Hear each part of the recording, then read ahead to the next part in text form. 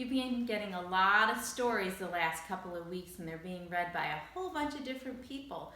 But today you finally get a book read by me. Today we're going to read a book called Make Way for Ducklings. I bet a lot of you recognize that word right there because that's the word for, and we've seen that a lot of times. That's one of our good old-fashioned sight words, so I'm glad that I bet a lot of you recognize that right from the start. This story we're going to try to figure out is a fact, true book, or a fiction fun. I bet you're going to be able to figure that out pretty quickly in the beginning because there'll be some good clues.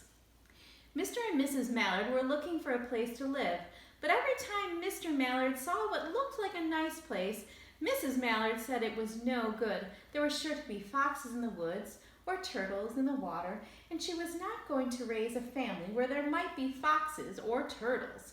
So they flew on and on. When they got to Boston, they were too tired to fly any further. There was a nice pond in the public garden with a little island on it. The very place to spend the night, quacked Mr. Mallard. So down they flapped.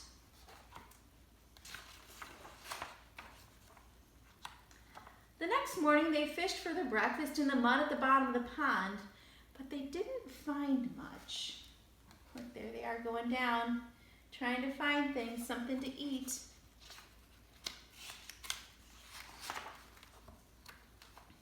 Just as they were getting ready to start on their way, a strange, enormous bird came by. It was pushing a boat full of people, and there was a man sitting on its back. "Good morning," quacked Mr. Mallard, being polite. The big bird was too proud to answer, but the people on the boat threw peanuts in the water, so the Mallards followed them all around the pond and got another breakfast, better than the first.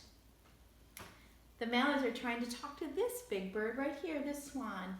These are called swan boats, and Mr. Lewonka and I actually used to live a long time ago in Boston.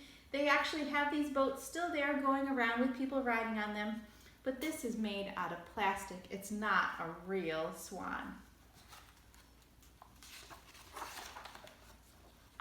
"I like this place," said Mrs. Mallard as they climbed out on the bank and waddled along. "Why don't we build a nest and raise our ducklings right in this pond? There are no foxes and no turtles, and the people feed us peanuts. What could be better?" "Good," said Mr. Mallard, delighted that at last Mrs. Mallard had found a place that suited her. But... "Look out!" squawked Mrs. Mallard all of a dither. "You'll get run over." And when she caught her breath, she added, "This is no place for babies with all those horrid things rushing about. We'll have to look somewhere else." So they flew over Beacon Hill and around the State House, but there was no place there.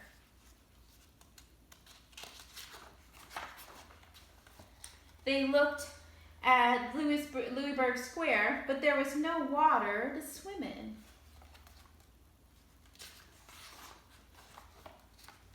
Then they flew over the Charles River. "This is better," quacked Mr. Mallard. "That island looks like a nice, quiet place, and it's only a little way from the public garden." "Yes," said Mrs. Mallard, remembering the peanuts. "That looks just like the right place to hatch ducklings. Nothing else around looks like a pretty safe place to me, too."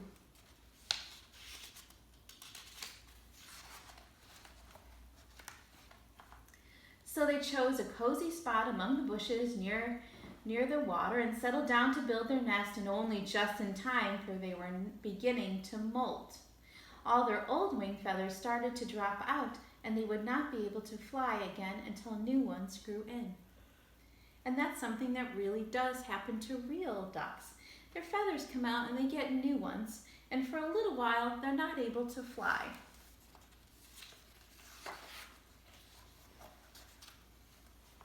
But of course they could swim, and one day they swam over to a park on the riverbank, and there they met a policeman called Michael. Michael fed them peanuts, and after that the Mallards called on Michael every day.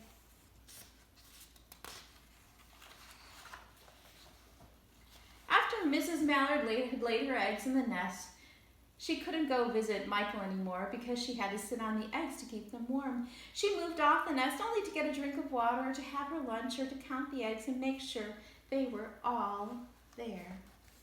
She has a lot of eggs in there. Let's see how many. 1, 2, 3, 4, 5, 6, 7, 8. That's a lot. One day the ducklings hatched.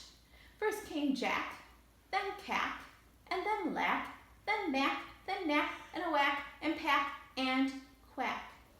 Wait a minute. Cack, Jack, Lack, Mack, Knack, whack, pack, and quack. I think all those names rhyme.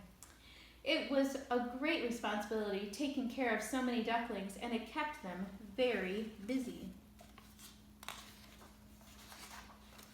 One day, Mr. Mallard decided he'd like to take a trip to see what the rest of the river looked like further up, so he set off. "I'll meet you in a week in the public garden," he quacked over his shoulder.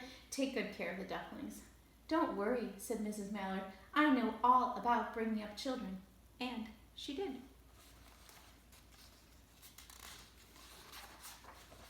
She taught them how to swim and dive.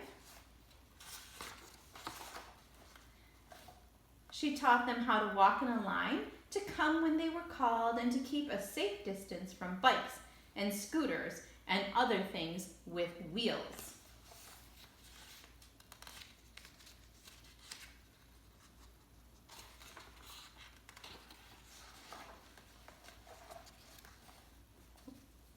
There they waded ashore and waddled along until they came to a highway. Mrs. Mallard stepped out to cross the road. Honk, honk, went the horn on the speeding cars. Quack, went Mrs. Mallard as she tumbled back again. Quack, quack, quack, quack, quack, went Jack, Cack, Lack, Knack, Knack, a whack, pack, and quack, just as loud as their little quackers could quack. The cars kept speeding by and honking, and Mrs. Mallard and the ducklings kept right on quack, quack, quacking. They made such a noise that Michael came running, waving his arm and blowing his whistle. He planted himself in the center of the road, raised one hand to stop the traffic, and then beckoned with the other, the way policemen do, for Mrs. Mallard to cross over. As soon as Mrs. Mallard and the ducklings were safe on the other side and on their way down Mount Vernon Street, Michael brushed back to his police booth. He called Clancy from headquarters and said, "There's a family of ducks walking down the street," Clancy said. "A family of what?" "Ducks," yelled Michael. "Send the police car, quick!" Meanwhile, Mrs. Mallard had reached the corner bookshop and turned onto Charles Street with Jack, Cack, Lack, Mack, Knack, Whack, Pack, and Quack all marching in line behind her. Everyone stared. An old lady from Beacon Hill said, "Isn't it amazing?" And the man who swept the street said, "Well now, ain't that nice?" And when Mrs. Mallard heard them, she was so proud she tipped her nose in the air and walked along with an extra swing in her waddle. When they came to the corner of Beacon Street, there was a police car with 4 policemen that Clancy had sent from headquarters. The policemen held back the traffic so Mrs. Mallard and the ducklings could march across the street. And right into the public garden. Inside the gate, they all turned round to say thank you to the policeman. The policeman smiled and waved goodbye. When they reached the pond and swam across the little island, there was Mr. Mallard waiting for them, just as he had promised. The ducklings liked the new island so much that they decided to live there. All day long, they follow the swan boats and eat peanuts.